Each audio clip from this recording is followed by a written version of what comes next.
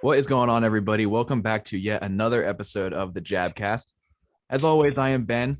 Alongside me in the Zoom call are my good friends and co-hosts Alec and Jared. How are you guys doing? Doing all right? Can't complain. Can't complain. Alec? Pretty good. Pretty good. How are you, Ben? I'm doing okay. Doing okay. As you can tell by the I don't have a face on Zoom, so you just have to make your own assumptions. Yeah. But yeah, we got a really good show. I'm excited to talk about all this stuff.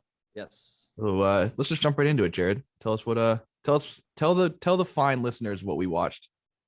Yeah, so Alec, this was his week to decide a movie, and he gave us Red Notice. This is one of Netflix's recent original movies from this year, starring Dwayne Johnson, otherwise known as The Rock. We have Ryan Reynolds and Gal Gadot, among some other people here and there, but they're the main cast. Isn't it Gal Gadot? No, I thought it was Godot, but it's Gadot. Oh, well, I feel stupid. It's confusing because there's a big old T there, but then some people think it's silent. Who knows? Yeah, not me. Yeah. But yeah, there's Red Notice is the highest level warrant to hunt and capture the world's most wanted criminals. So that's the namesake of the movie. Dwayne Johnson is an FBI profiler of these types of people, and he's hunting down Ryan Reynolds, who's like a museum thief. And then Gal Gadot is also in that mix. She's called the Bishop. She's actually the most wanted art thief in the world. And they kind of go on this huge globe-trotting pursuit to find the 3 eggs of Cleopatra. Did I get Correct. that right? Yeah. Okay. Yeah. So it's a lot of double crossing, a lot of mysteries, a lot of espionage and spy type shit. Yeah, this movie was terrible. It was. Let me start by saying, and I texted the guys this either today or yesterday. Red Notice had a higher budget than Dune, which is one of the most visually impressive and large scale movies I've seen in recent memory. And this movie somehow had more, and it was all because of the paychecks for Dwayne Johnson, Gal Gadot, and Ryan Reynolds. Even though Dune had a much larger cast with, in my opinion, better actors, but whatever.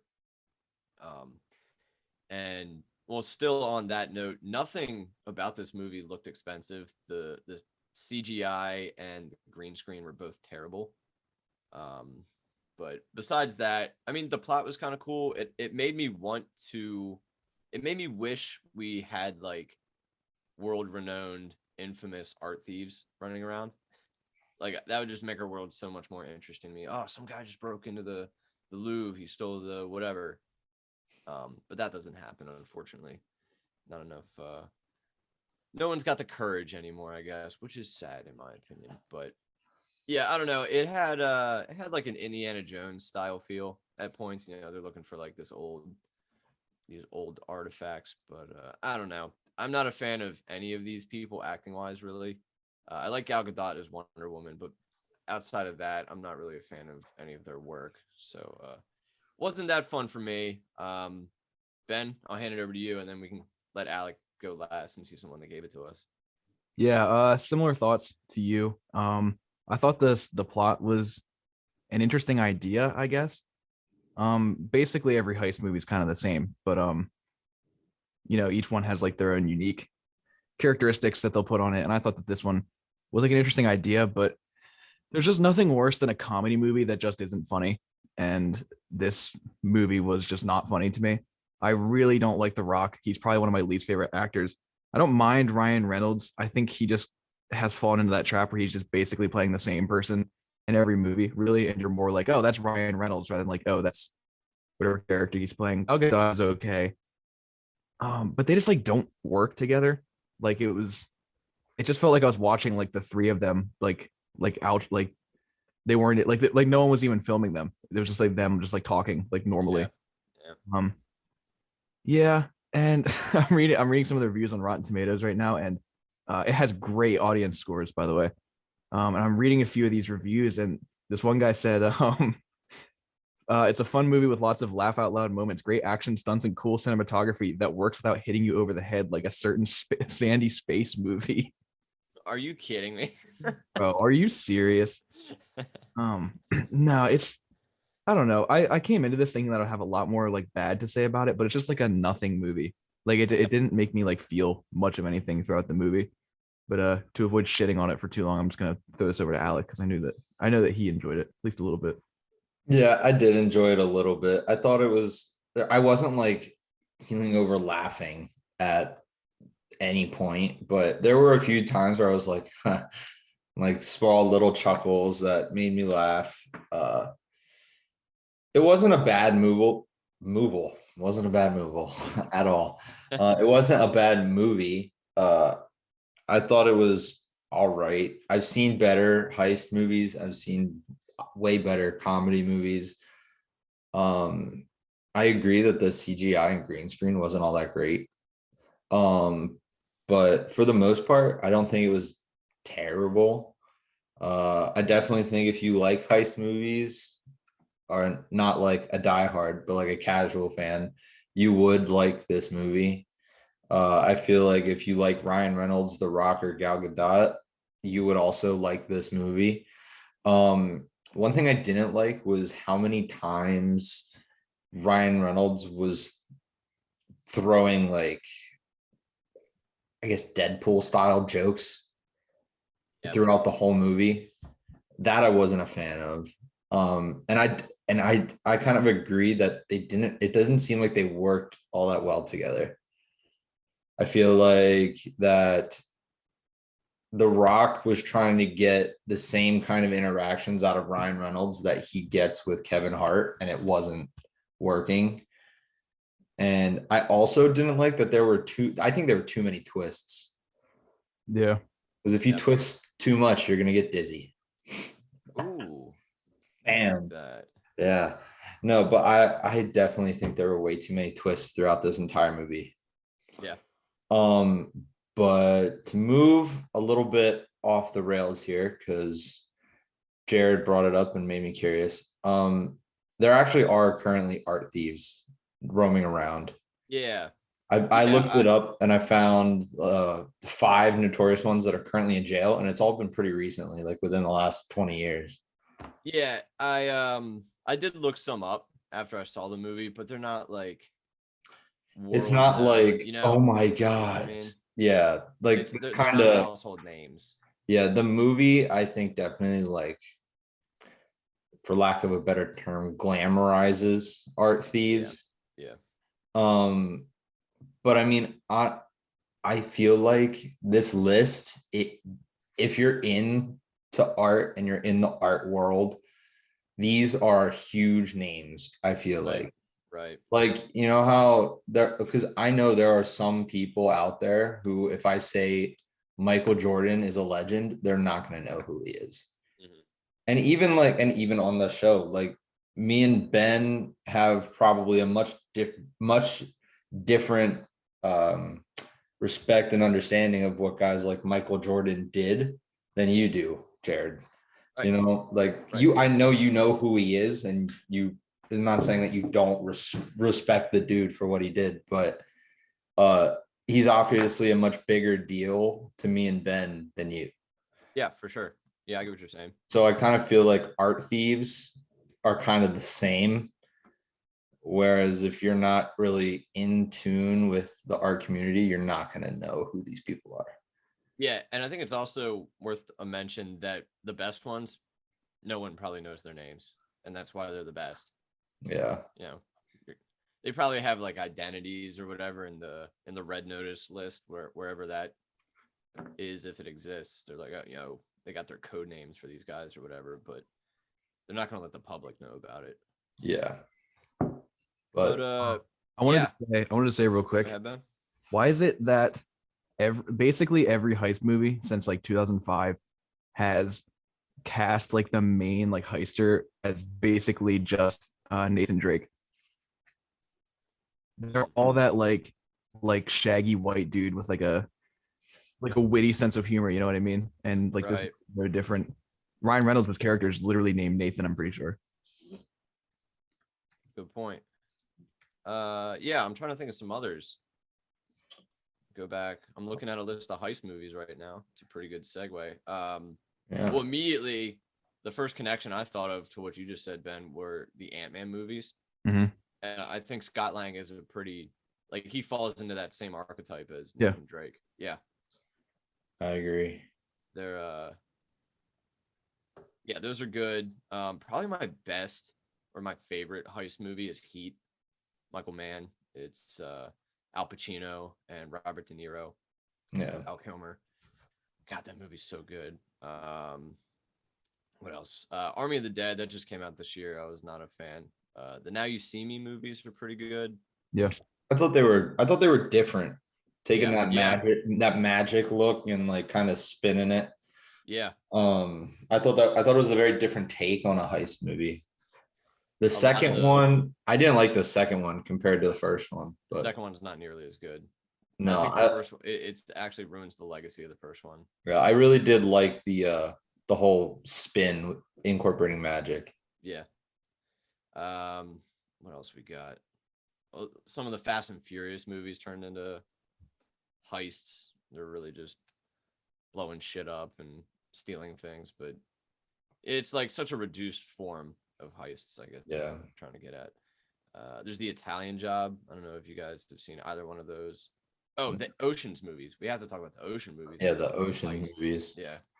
I've seen a few of the ocean movies, but I honestly did not really like the newest ocean movie with all Ocean's 8. yeah, I didn't like that one. I like that one. I don't know think it's a good why. I don't know story. what it was about it. It seemed boring. No, I actually really like that one. Like just the way they took it with being at the Met Gala. I thought that was a really fun idea. The original trilogy, well, the original Steven Soderbergh trilogy is still pretty damn good. What else? Oh, he also did Logan Lucky.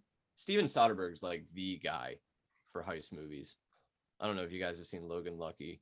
I have not. That's it's like rednecks trying to rob the Indy 500, I think, the NASCAR race. I think it's the Indy 500. It's a race, and they find out that like all the money from all the concessions and the betting and everything just gets sucked into like one place. So they try to rob that. It's Adam Driver and Channing Tatum are like two rednecks, and they break out Daniel Craig from a prison because he's like an explosives expert or something. Adam Driver has one arm and he's got a prosthetic, and it's like a bunch of sight gag humor. Hilary Swank's like the special agent hunting them down and everything. It's really funny. I love that movie. What else we got? Yeah, I think we hit the. I mean, Reservoir Dogs. Yeah. Tarantino classic. Ben, you have any? I feel like I've been talking a lot. Obviously the first few Oceans movies I really like. Those kind of like set the bar for heist movies, I think. Yeah, Drive, I think you could consider a heist yeah, movie. for sure. For That's a sure. great one. What else? Like Baby Driver. Yeah. I can't really think of many series. I still think the best critique of the heist genre is still that Rick and Morty episode. With like the heistatron Oh yeah. with the convention. Yeah, it's basically, if you've seen like Now You See Me or like Catch Me If You Can, that's basically like what the episode's making fun of. It's so funny. Yeah. Yeah, I don't know, like I'm like looking at this list and I haven't like seen most of these movies. So I'm wondering like where it came about that like every heist movie is the same. Because like I've seen like the Oceans movies, I've seen like Reservoir Dogs and stuff, and like those movies don't really like follow that blueprint, I guess. Maybe there's like other ones that are more like similar to that like typical heist story, but I'm not really seeing it. Yeah, heists are well, it's a pretty easy action like subgenre to write a movie for. Like just the concept of a heist kind of writes itself. You know, you've got your three to four step plan, whatever it ends up being, but you know, all you have to do is write a plan. Like I said, you just write the steps and then you just make the scenes to fit the steps. It's not a complicated storytelling mechanic, I guess. Another one I have to bring up is The Town. with Ben Affleck Oh, and God. Jeremy Renner.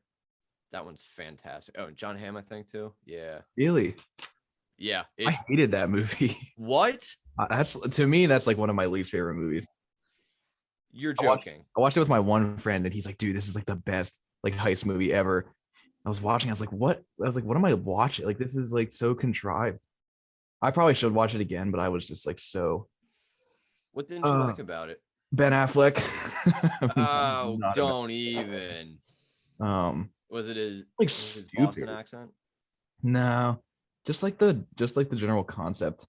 Um, I'm not a big Jeremy Renner guy either, honestly. Oh, And like the I didn't like the romance aspect. I don't know. It's just me. Jeremy, that was like his best performance ever, Jeremy Renner. No, I was just not a fan. Damn. Same thing with The Usual Suspects. The same friend turned it on. I was like, man, Mm, I just don't yeah. like this movie. I liked that movie, but I didn't like it as nearly as much as I should or thought I would. And I don't think it's as good as people say it is. Mm. What about you, Alec? What are your thoughts, man? Uh, pretty much the same as you guys for the most part. I haven't really seen a whole lot. One um one movie that I think does a really good job of kind of making fun of heist movies is Masterminds. I don't know if you guys Oh, have right. seen that With movie. With Zach yeah. Galifianakis, Owen Wilson, Kristen Wiig, Jason and Sudeikis. yeah. I think that movie is hysterical. Leslie Jones plays an FBI specialist. Am I crazy or is that based on a true story? I actually think it was. I could be wrong. Let's I'm see. pulling it up right now.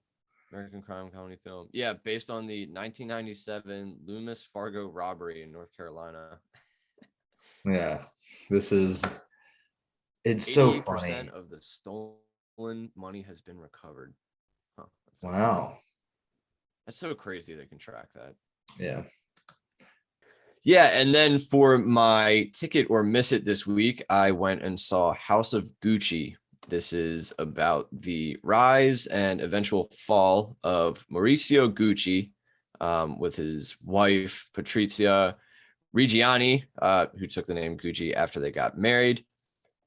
She was played by Lady Gaga. Mauricio was played by Adam Driver. His father, Rodolfo Gucci, was played by Jeremy Irons. We also have his uncle, Aldo Gucci, played by Al Pacino, and his cousin Paolo, played by Jared Leto.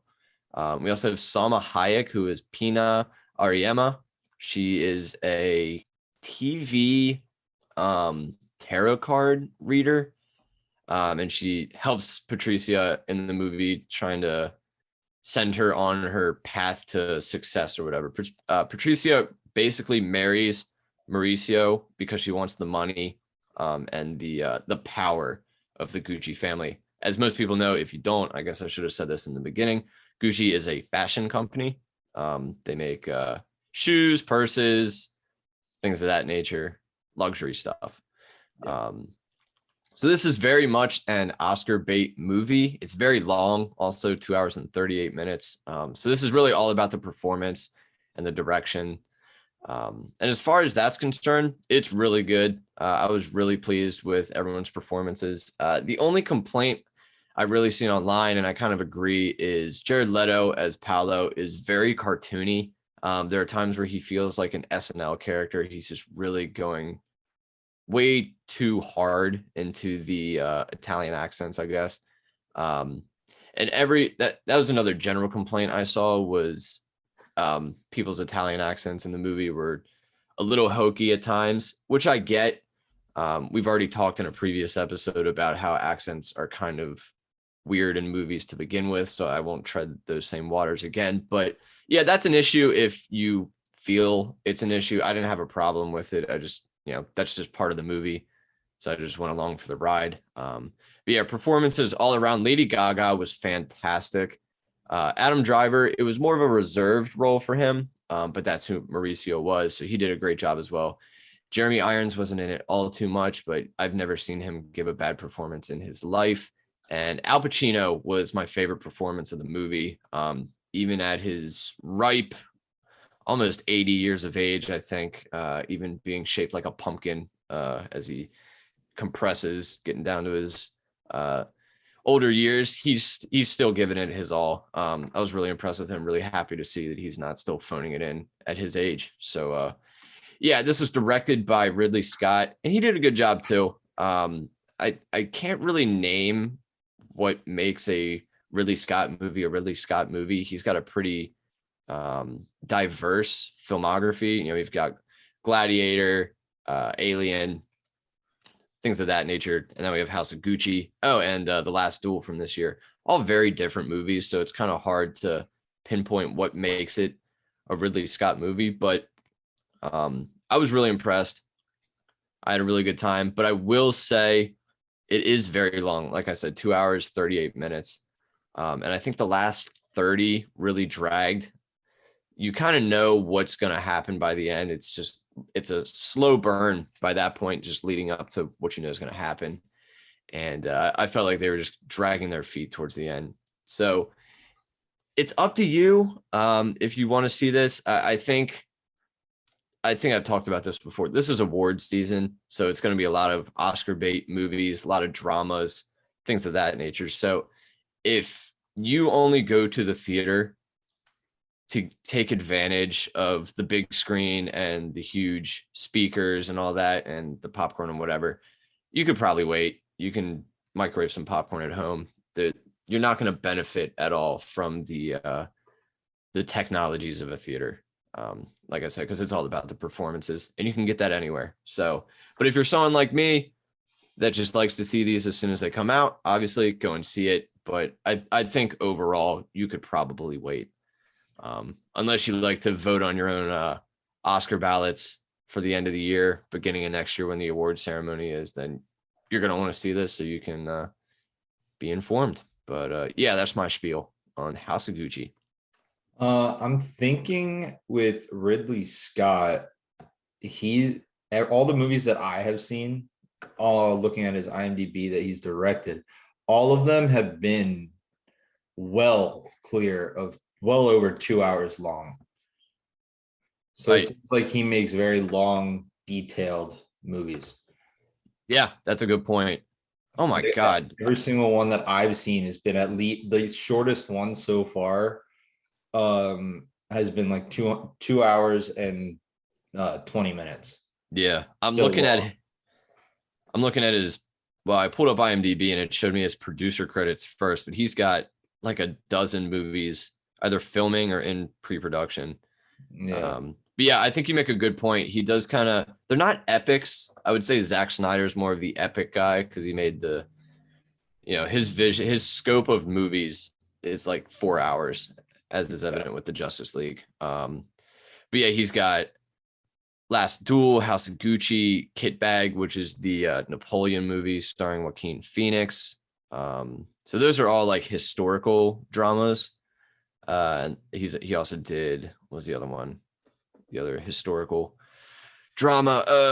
Gladiator. So yeah, there's a lot of stuff. But then he does things like Black Hawk Down, G.I. Jane, Alien, Prometheus, Alien Covenant. Exodus, Gods and Kings. So yeah, he's got a lot of interests as far as what he directs. Yeah, he doesn't really have a genre. Yeah. Did you notice he has one Blade actor Runner credit? No, let me see what it is. I have no idea what this is, and it's even uncredited. Oh, that was probably when he was getting into the industry because it was 1969. Oh yeah, definitely. 26-minute. There was only film. Yeah. There's only 2 people in it. Oh, it was written by his brother, maybe. Yeah. Written by Tony Scott. Yeah. Tony Scott. My Baltimore accent bleeding through. Okay. All right, let's stop on this rabbit hole. And move over to TV. All right. Well, should we talk about our next show's movie? Oh yeah. We're going to do The Power of the Dog. This is a pretty highly anticipated movie. It's been coming out at different film festivals. A lot of talk about director nominations for Jane Champion already. She's the one directing it. But it's a Western. I'll read the description here from Google. A domineering rancher responds with mocking cruelty when his brother brings home a new wife and her son until the unexpected comes to pass. It's got a great cast as well. I know Benedict Cumberbatch is the lead role. Apparently he plays kind of an asshole. So he's done that before, but I'm sure it's going to be great. We also have Kirsten Dunst, Jesse Plemons, who are married, by the way. I don't know if you guys knew that, but they are married. Cody Smith McPhee. And yeah, I think that's it for the main cast. Yeah, I'm excited. I love Westerns. I know Ben does too. Oh yeah. Benedict Cumberbatch, really great actor. So I'm going to give this to you guys. Hopefully it's good. Hopefully I don't disappoint. I see a lot of brooding and sadness in the photos on IMDb. So that's good. But yeah, all right. Now we can move on into TV. We decided on Hit Monkey. This is the last animated show from Marvel Television. This is separate from Disney's production of Marvel projects. They're related, but they're not in the same universe. They're not even sanctioned by a majority of the same people. They're in talks, but they're not really connected in any way. But yeah, so Hit Monkey is, like I said, it's animated. It's kind of played to the style of a Japanese revenge Western, that type of thing. I forget what the type of monkey is called, but it's one of those white-haired monkeys that are chilling in and I know I described it the same way last show. They're like chilling in the hot springs up in the mountains. And Jason Sudeikis voices this guy named Bryce, and he's a hitman, and a job goes wrong. He ends up getting killed at the spot of one of these springs. And the guys that kill him also slaughter the entire, it's actually called a government, I think, is a group of monkeys, I think is called a government. They kill the entire government of monkeys except for Hit Monkey. Jason Sudeikis' character Bryce is then resurrected as a ghost, and for some reason he is attached, or I guess what would you say, bound to Hit Monkey. Yeah. And he has to help him on his quest for revenge, and they kind of uncover this giant political conspiracy in Japan. Is it Tokyo? I forget the city. Yeah. Tokyo. All right, there we go. I'm gonna throw it to Ben first, see what he thinks. And then I guess you can give it to Alec. Yeah, I really liked this. I thought it was really, really good. I remember seeing the trailer for this on like Twitter or something like a month ago, and I didn't think it was real. I must have watched it like when I first looked up. Like I wasn't convinced it was like a real thing. Right. Jared gave it to us, and I looked at the posters. It's like, man, this looks really similar to that dream that I thought I had. Yeah, but it's real, and it's it's really, really good. Alec just put Japanese. I'm gonna butcher this. Yeah, I know. Oh, Macaque. I'm just trying to. What did you? Just Man, trying to, you can't talk about that on air. Just trying to avoid saying macaque. Yeah, here I'll ask Google. You keep going. Snow monkey. A snow monkey is like the unscientific term. Yeah. Yeah, exactly. It's macaque. Macaque. Okay. Macaque. That's Yeah. like macaque with a Boston accent. Macaque. Macaque. Yeah, it was really good, really gory. I can see why they wouldn't want it on Disney Plus. Right. On Hulu. Jason Sudeikis' character, I wasn't really a huge fan of. He's kind of just like a deadpan, not deadpan, but just like I saw someone describe him as Jason Sudeikis doing like a Deadpool impression. Yeah. I thought that was a pretty good. Yeah. It wasn't bad, just kind of boring, like straight up the middle. I really liked the guy who played Ito. I really liked Nakanishi Nobi. Thought he was really good. Yeah. Yeah, just really interesting concept. I wasn't sure how they were gonna make a 10-episode series about a monkey killing people be interesting, Yeah. but they did a really great job kind of Yeah. covering the conspiracy, as Jared said. So I really enjoyed it. Alec, how about you? I enjoyed it as well. I thought it was really good. The only thing that I wish that it had was I wish it was consistent with the monkey subtitles the whole time. Like when Jason Sudeikis is talking to Hitmonkey, I wish you could see what Hitmonkey said. Yeah, that's a good point. Instead of just implying based off of Jason Sudeikis' response. Yeah. I also don't know what it was, but I just think Bryce's image didn't fit Jason Sudeikis' voice. I Do you don't think they I don't do you think the think voice fit the character's image. it was weird because there were times, and I don't think he does, but there were times looking at him where for some reason I thought they tried to make him look like Jason Sudeikis. Like he vaguely does, but that's also just like a very like default look for a white guy. You know, like the messy hair and the 5 o'clock shadow. Yeah, I don't know why his voice didn't sit right with the character's look. Yeah. Yeah, I get what you mean. Honestly, I feel like the character's look and build should have sounded more of like a Hugh Jackman. Oh, okay. Yeah, like that kind of a guy. Like a little dark or a little bit of a deeper voice. Yeah, not so much of like a next door neighbor voice. That's just like I honestly don't know a better way to put it. Wow, that's like a really good description. Like if you written it would make no sense, but for some reason the way you said it, I know exactly what you mean. Yeah, like Jason like talking, he's got like a talking over the fence type voice. Yeah, like Jason Sudeikis does not sound like an assassin. Yeah. That's kind of like hey. my big thing. I don't know what it was. That was pretty much it. Those are the only two things I didn't really like about it.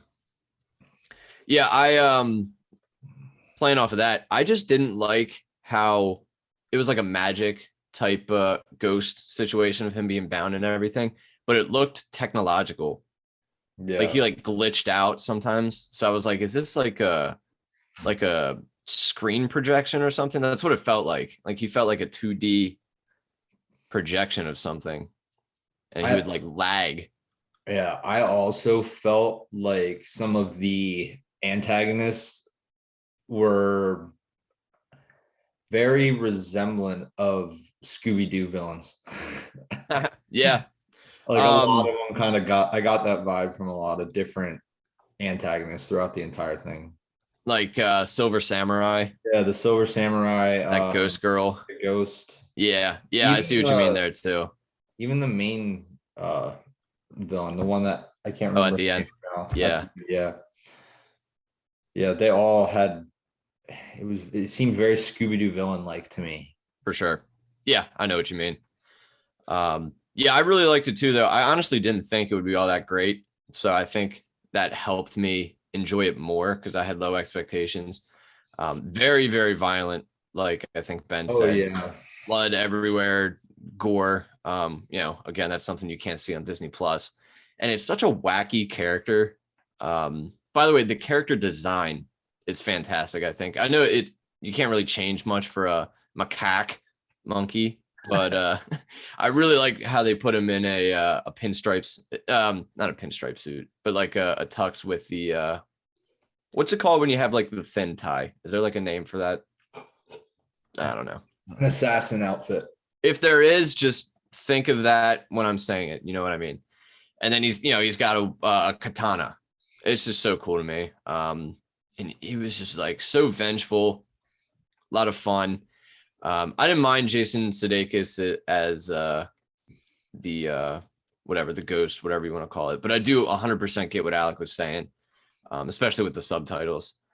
The villains were great too. Silver Samurai is such a goofy character from Marvel. I'm not sure how. Well, actually, they did kind of do it. They did really do it in the Wolverine, which was another Japanese revenge type Western. I was happy. I think this is a good send off for the Marvel Television branch of Marvel products, I guess.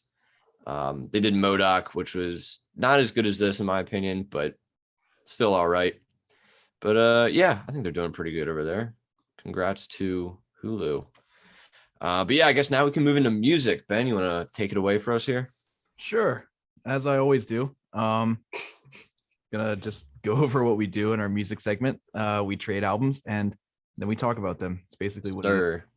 And we're just gonna keep repeating this wicked cycle until we die. So Yeah. so Jared gave us 30 by Adele. Alec gave us the strange case of ...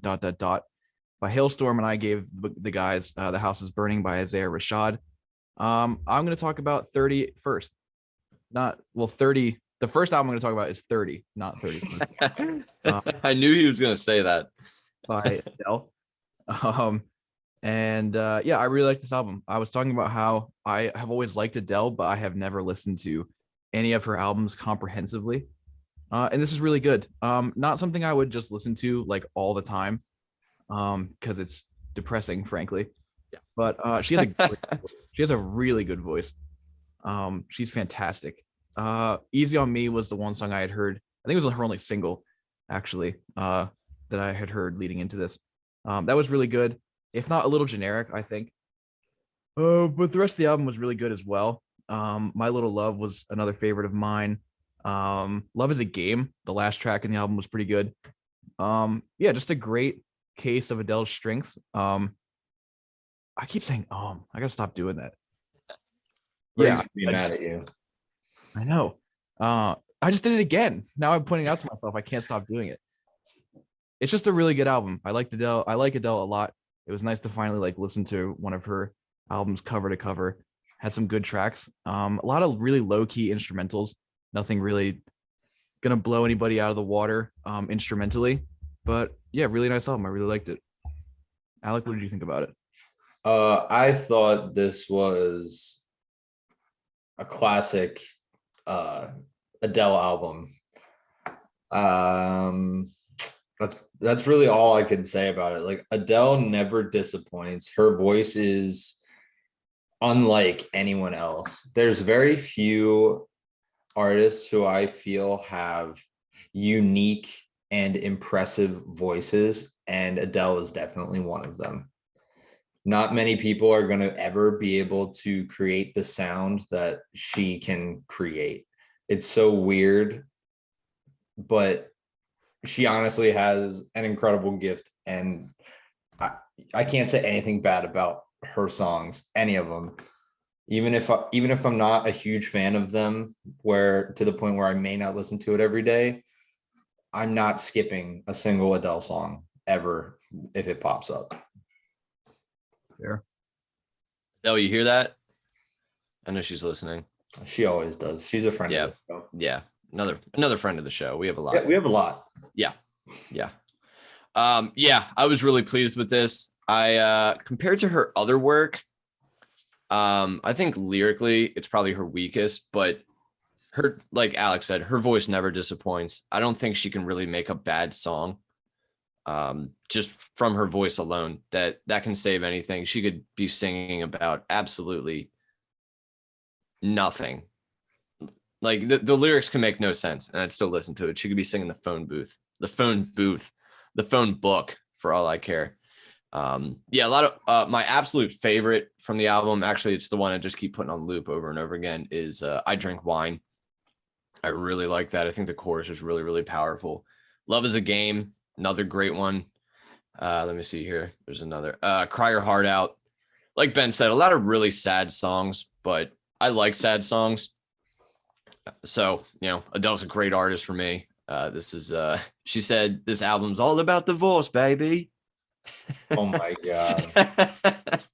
So, and that's what it was. A lot of heartbreak, a lot of sadness. But she really delivered. I'm happy. Not happy that she's divorced, but I'm happy that she could put this together and talk about it. You know what I mean?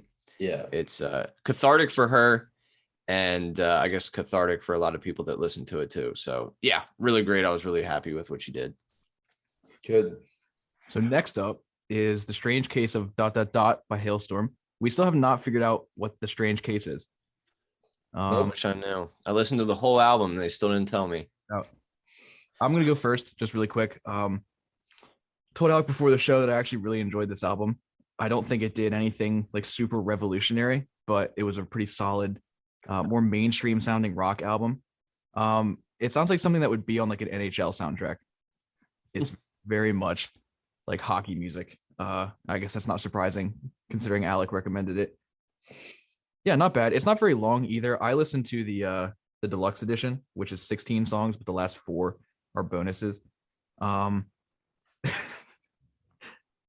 Rock Show was a really good song. I like that one a lot. Ms. Hyde was also really good. Um yeah, I mean, just a good, well-rounded album. I really love the lead singer's voice. She's great. She has a really great voice. It fits the style of music perfectly. Forgive me, Alec. I don't know any of their names. I didn't do any research into it, but Her name yeah, is pretty Lizzie good. Hale, Okay. Oh, I guess that makes sense. The and Hailstorm. her brother is the drummer. Yeah, Oh. yeah, they're a nice little group. Have they released much like since this?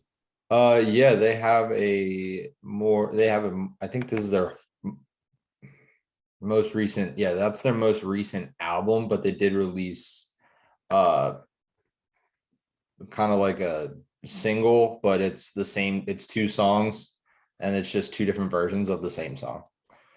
Okay. They have Uh something from 2018. they do, which is Yeah. It's called oh, they Vicious. also have another 2015 album. Vicious was in 18. And then the 2021 is Back from the Dead. That's what that's just released. And then they released an unplugged version. Apple Music called them a metal quartet. Yeah, All right. that far. That just doesn't I don't know if that's what they meant to make it sound like. Yeah. Vicious is their most recent album. That is my fault. And then they also have Into the Wildlife Deluxe. Seems like they just have deluxe albums on Spotify. Hmm. But I like them a lot. They're a good band. And I knew Jared. I'm excited to hear what Jared has to say because I knew he liked the Pretty Reckless, and I feel like they're very similar. So I figured this would be a good fit. Yeah. Alec, you and my parents would get along great as far as music goes. You are always giving me music that they listen to all the time. They're huge fans of them, probably a lot because of them being from Red Lion, Hailstorm, not my parents, but that's really local. And they love, they love rooting for the hometown heroes, I guess. And but yeah, I've probably heard this entire album before, like through my life. Came out, what was it, 2012? Yeah, it's like 10 years old. Yeah, there's no way I haven't heard all of these songs like 20 times in these 10 years. So it's very familiar to me, but I do really like it. And you were right, just like you said, it's very similar to the Pretty Reckless in the exact ways that I enjoyed the Pretty Reckless. So yeah, this is a good album for me. I really liked it. Let me pull up it's been a couple of days since I listened to it. I really like Here's to Us at the end. I think that was a good final song. And I think Ben said this too, but Ms. Hyde was another one of my favorites. Good. I'm really glad that you guys liked it. Mhm. My favorite songs on this album are actually more of the faster paced songs like Freak Like Me and Love Bites. Those Ooh. are my two favorite songs. Alec likes the freaky songs. Along with You Call Me a Bitch Like It's a Bad Thing. I like that song a lot too. But yeah, Here's to Us is a really good song. I think Alec likes bad bitch music. Yeah, definitely. I've been a fan of this band for a while. Yeah. And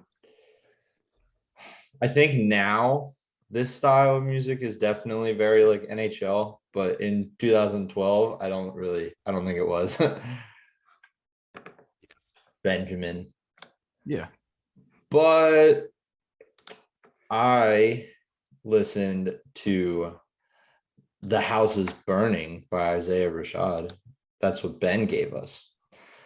I thought this album was awesome. I had a really good time listening to this album. Like I said from last time we spoke about it, I loved the album cover, and that's what made me really excited for it. And I just think the beats and everything throughout this entire album just kind of flowed very nicely together. Passed time very well. I couldn't tell you a song that really like stuck out to me because I didn't see the name of all of them when they popped up. I'd have to listen to them again and then tell you like the name of them. But I listened to this kind of like towards the like right after the show, I turned this one on. It was pretty good though. I really did enjoy it. I like some of the features that were on it. Very different than most, I guess, rap or R&B hip hop albums. But I don't know what Jerry thought. Yeah, I actually did not like this. I listened to it when it first came out.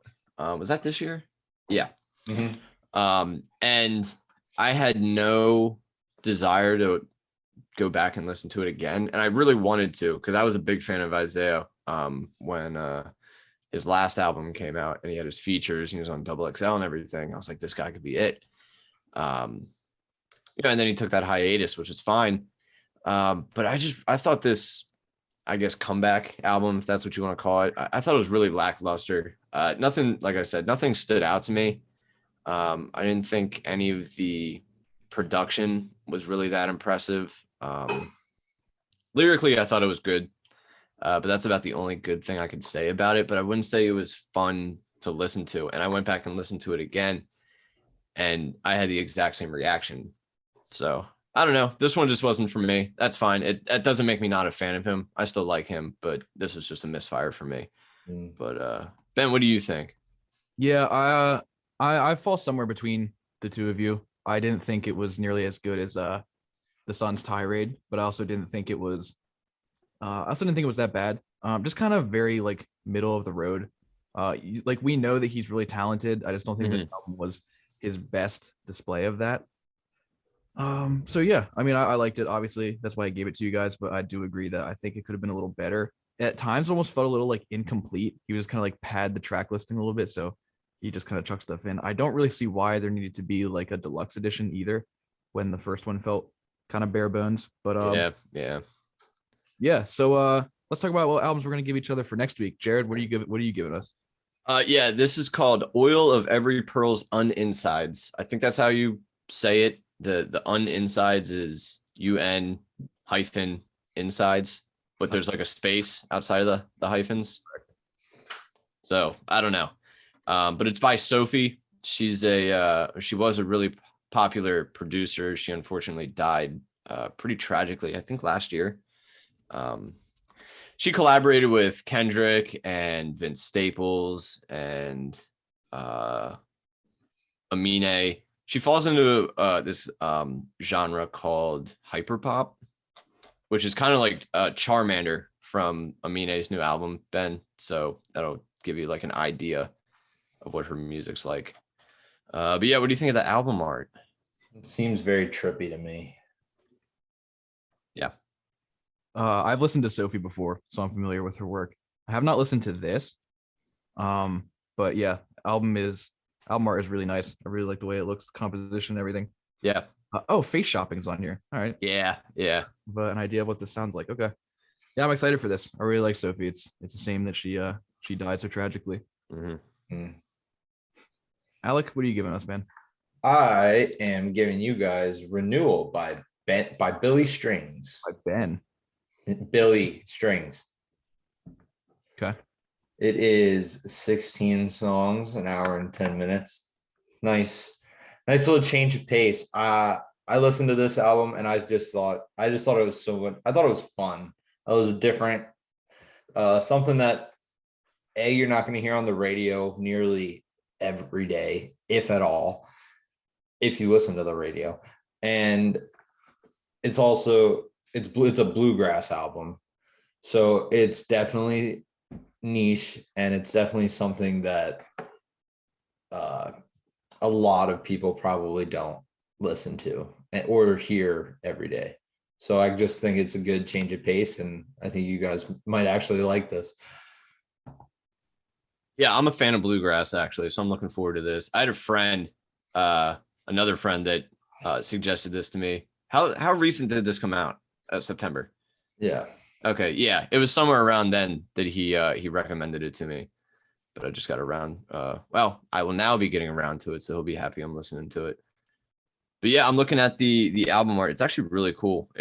I love the simple, like, you can tell it's probably not really edited besides maybe some polishing or whatever. It's just a photo of a vase or a vase. If you're Mason jar.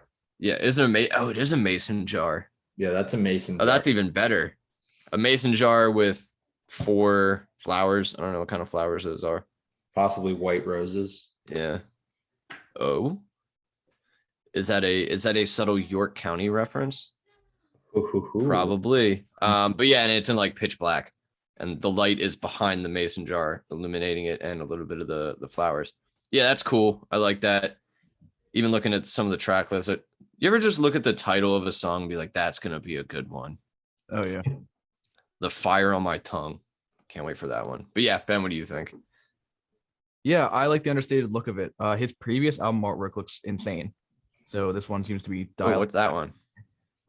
Home has some crazy stuff going on, and Turmoil Tinfoil has. I really like the art. Oh yeah. Oh, what? That's crazy that's a bluegrass album cover. Home. Yeah. Very, very very And then abstract. wow, yeah, what is going on with this? Turmoil and Tinfoil? This is unbelievable. Yeah, that's some cool shit. I really like that. Yeah, that's cool. I'm gonna listen to that just because I hope that's what it sounds like in my ears. Sonically. Yeah. Sonically, I hope that's what it looks. You know what I mean. Yeah, I got you. I was like, I'm not gonna break my brain trying to make this metaphor. Yeah, it just looks really understated. The song titles are pretty somber. So Yeah. it's Hellbender. But other than that, yeah, I never really listened to bluegrass, so this will be a new journey for me. Ooh. So yeah, really excited to have this as my jumping off point.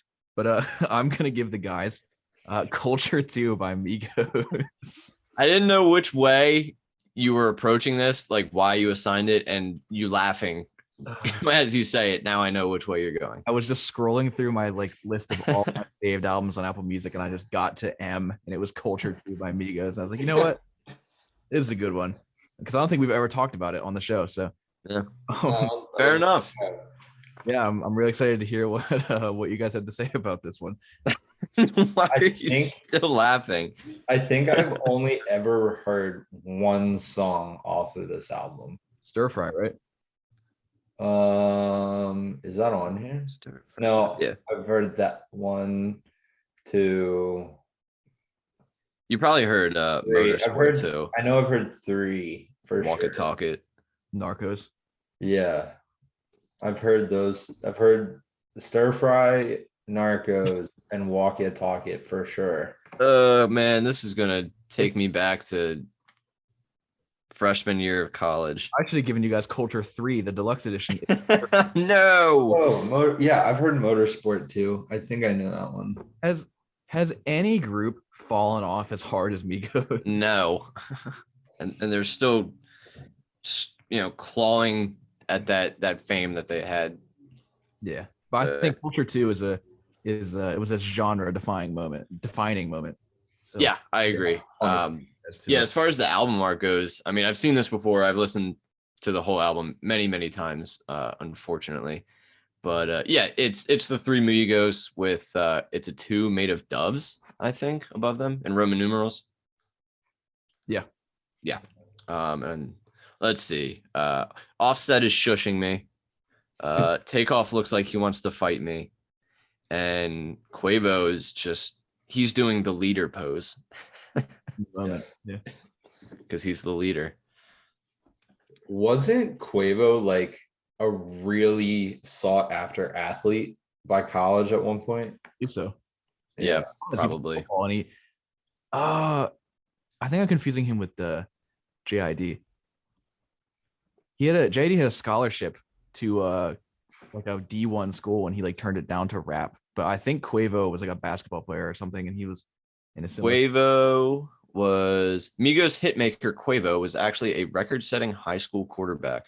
Mm. Of course he was. So he was really good at football. That guy was like born to be like center stage. You know what I mean? Like he's like the figurehead of Migos. Whatever career path. Yeah, and he would have made it work. He's a quarterback. Yeah, like wherever he finds himself, he's gonna be like the de facto person of that group. Yeah, for better or worse. They are a fascinating trio. I will say that. Absolutely. Well, I'm really upset that I just now figured out that they're not brothers. Yeah, Oh, they're like uncles and nephews, right? talked about that. Like, isn't Takeoff like somebody's uncle? Yeah.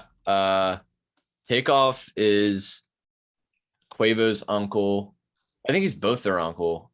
And Offset is Migos, or is Quavo's cousin? Is Migos' cousin. Yeah, let me look. How are the Migos related? I thought they were just like friends, and then I think it was Jared was like, "Oh yeah, one of them is an uncle." I was like, Yeah. imagine being like a family gathering, and like, "Hey, uncle, want to start rapping?" Wait, okay, it's actually flipped. They're directly related and were raised together. Quavo is Takeoff's uncle. Okay. Offset is Quavo's cousin. Once removed. And I always thought Takeoff was like significantly older than the rest, but Quavo is Takeoff's uncle, which doesn't mean he's significantly older, but actually you could be younger and still be an uncle. I think Takeoff's the youngest one. No way. Yeah, Migos ages. Offset is 29 and Quavo is 30. What? Which That's and crazy. Takeoff is 27. So Takeoff's the youngest one. I also think Offset. Takeoff has the laziest rapper name. You think? Yeah, I think Quavo was his actual nickname growing up because his real name is Quavius. Yeah. So that one makes sense. I think Takeoff and Offset are both kind of weird and lazy. I want to know how they got their names. Wait, so you think Takeoff's is lazy? Is that what you were saying? I think Takeoff is a lazy name for a rapper. His name is, I'm not even gonna try to say that name. I have no idea what his real name is. Oh yeah, what would your rapper name be then, Alex? His name is Kershnik Kari Ball. Yeah, and then what would you? I don't know. Let's go to a rap name generator here. He should just go by Lil Ball. I was literally about to say Where you? Lil Balls. Let's see, a rap name generator. Here we go. Are you on the rap? Because there's a Wu-Tang generator. That's how Childish Gambino got his name. Oh, that's good too. Really? What? Mine would be shit nutsack. Oh my goodness. Mine, what? I typed mine into the Wu-Tang thing and it literally just called me Woo Me. A Chinese name. Really? Wait, does any name? Oh wait, Sling wait. Mine that I just got from this rap generator is Sling Alley Slingshot. 19. All right, Two. I'm an idiot. The Woo Me part is the button to click. It says Woo Me. Damn it. All right, my name is actually Evil Nighttime. I just refreshed it and got a new one. Baron Money A Trump. What? Doesn't even make sense. No, none of these make sense. Justice A Flavor, aka Diddy Chill. This one's funny. Oh man, I'm gonna go to the Wu-Tang one. Yeah, I just typed Ben's in and his name is Evil Dynamic. That's so stupid. Why are these so bad? Why are they all evil? Alec, yours is Soldier Indolent. Seriously? Wait, what happens when you type in Childish Gambino? Donald. What if it gave me Donald Glover? Floater Teensy. That's so good. This makes no sense. I have no idea. Oh, here we go. Floater Teensy. Keep talking for like 30 seconds. I'm gonna fill out this generator form. All right, God, okay. This must be a pretty big generator form. Let's just do Jabcast. All right, the Jabcast will now be known as Diviner Rational. Oh my! That sounds like an international company. It does, definitely does. Diviner Rational stock is down 3 points this week after a host on their podcast denounced capitalism. I don't know. His name was Ben Wayman. More news at 11. More news at 11. Give me your best Briggs voice, Jared. I'm not gonna do that. I don't want to disrespect the man on the podcast. I just typed in poop into the Wu-Tang Clan and said Dr. Rapid. No way. All my right, so I God. got some. I typed in. I found this website where you type in a bunch of your like favorite things, it's like your favorite TV character, like your favorite like pet's name or whatever, and it gives you a big list of all of the suggestions. And Ben Adana was one of the ones on there. Oh. Inspector Legendary. Oh my. Oh man, that sounds like 90s. Um, Benormous W. Wow. What's this website? Name. I'll send you the link. Okay. Oh, Well, before we get too carried away with this, let's Alec, why don't you take us into random thoughts and we'll have more fun with this later. Yes. 'Cause So this could be an episode in itself. yeah, it could. So my random thought is pillow fight today. let's hear it. What could Yeah. that mean? You know what a pillow fight is, right? I don't think I've ever been in a pillow fight. What? Really? Yeah, at sleepovers, we just had guy stuff like drinking beers and Oh yeah, well, when I was in middle school, me and my buddies like to shoot each other. That's how cool we were. We didn't do pillow fights. We shot it at each other. Oh man. Well, pillow fighting. There's actually a national pillow fighting tournament Oh yeah. in We talked about this. Japan. Alec, do you remember we talked about this on our Alec and Ben in the morning at night? Yeah, I did. I don't believe we brought this up. I think this was a candidate, and you and me were like discussing what to talk about, but I don't think this made it into the weird sports category. You are correct.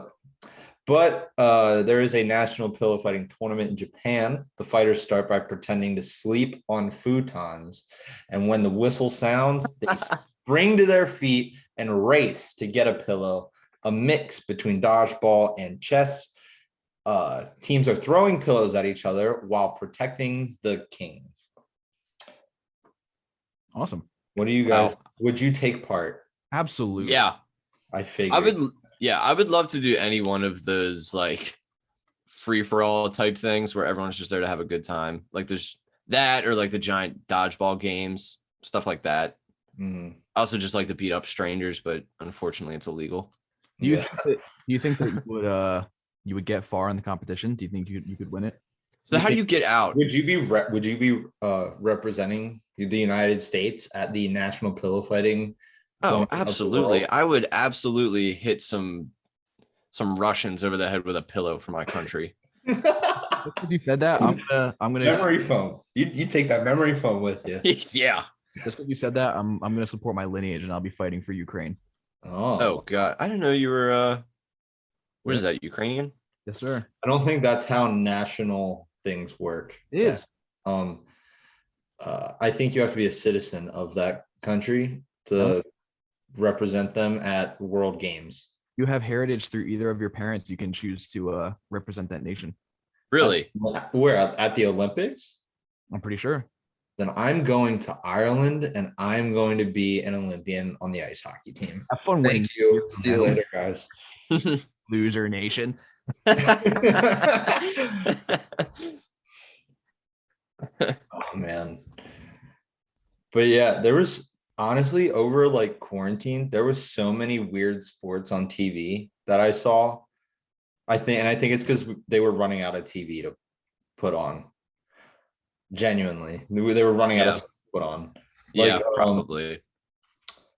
I saw dodge juggling, which is two teams playing dodgeball, but nobody gets out unless you stop the juggler in the back from juggling. That's the only way to win the round. Oh, like there's a full team, but there's one juggler in the back. Yes, and they have to protect and Protect the only- juggler. The guy is juggling, and the only way you can win the round is by throwing a ball and messing up the juggler. Ben, you're like, this is like those RPG games when there's like a buff guy that's doing like magic or whatever that's buffing the rest of the people that you're fighting, and you have to kill him before you kill the rest of the guys. That's exactly what this is like. except it's a juggler. Oh my god. That's great. Oh, I should try that. Well, I don't know enough people that juggle. I know 0 people that can juggle. I can't juggle. I have to. What's an alternative to that like anyone could do? Like something that you have to personally stay focused on. You know? The hacky sack. Oh yeah, but people are hacky sack for like 10 minutes. As people are playing That's dodgeball. Almost just called dodgeball ball sack. I don't know why. I also saw after that the dodgeball juggling thing. There was juggling combat juggling. Oh, They were basically sword fighting while juggling. Interesting. And the only way you could win is by forcing the other juggler to drop whatever he swords? was juggling. So I think it was bowling pins bowling. that they were doing it with. Live bombs. Oh my god. Like in You Don't Mess with the Zohan. Yeah. They play that like that beach game with the grenade. Ugh. But I think I'll keep on the lookout for that though. yeah, I think that wraps up our show. We did forget to announce next week's season that we're watching. We're going to be checking out Only Murders in the Building on Hulu. Yeah. This is the murder mystery show helmed by Steve Martin, Selena Gomez, and Martin Short. I think Looking forward to it. I think Martin Short and the other guy who I just lost his name. Steve Martin. Yeah. That's They're okay. I both- forgot. Go ahead. I think they're both hysterical. Yeah, that's a comedy duo that's made their place in history already. So this is a must watch. Yeah.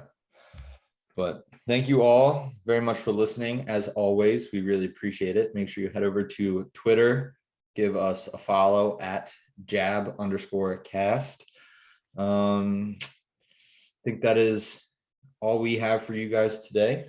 Tune in next week and you will hear us talk about everything that we scheduled for us to consume. Have a good one, everybody. Bye. Yeah.